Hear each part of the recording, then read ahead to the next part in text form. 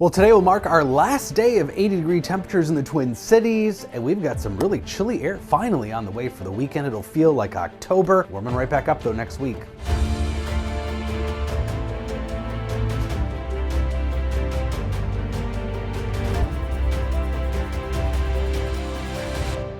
So first we'll talk a little bit about Milton. Hurricane Milton made landfall near Sarasota last night as a Category 3 storm. It is now back out to sea after going across the entire peninsula there of Florida. 45 tornado reports yesterday, so this was unique. Hurricanes do often spawn tornadoes, but they're usually just a few, and they're usually brief and weak. But 45 different tornado reports, or 116 tornado warnings issued at one point yesterday. And a couple of those tornadoes sound like they were pretty strong, which is very unusual for Florida and a hurricane specifically.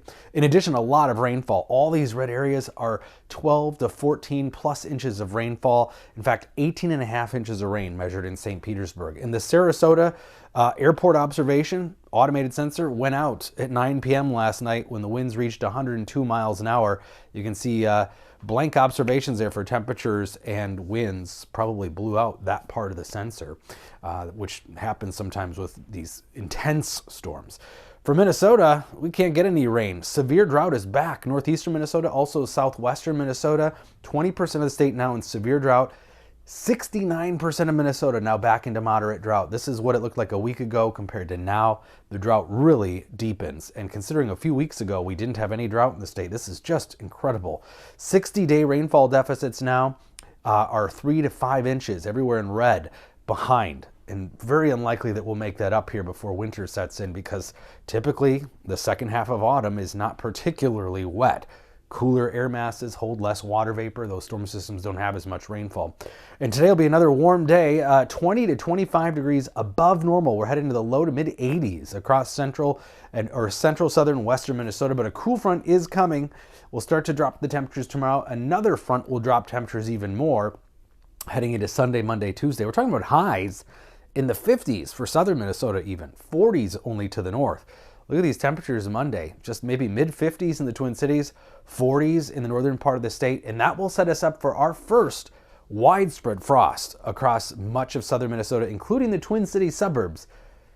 Early to tell if MSP will get close to freezing, but I think the suburbs, it's virtually guaranteed with those cooler temperatures.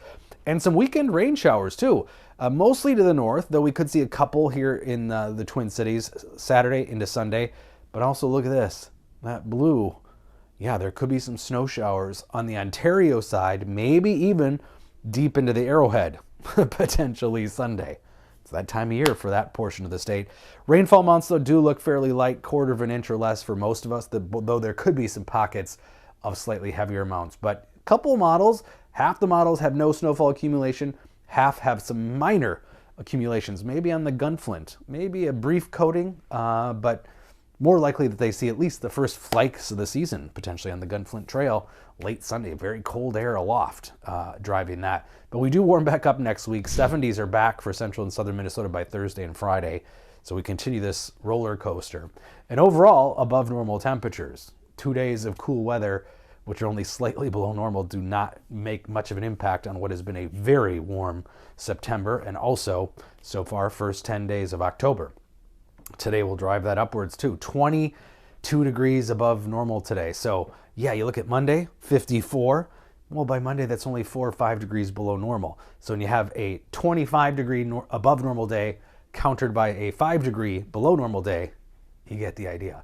The net surplus is a lot of heat. But hey, at least we have the chance of some showers for the northern part of the state where there are some wildfires in the Boundary Waters.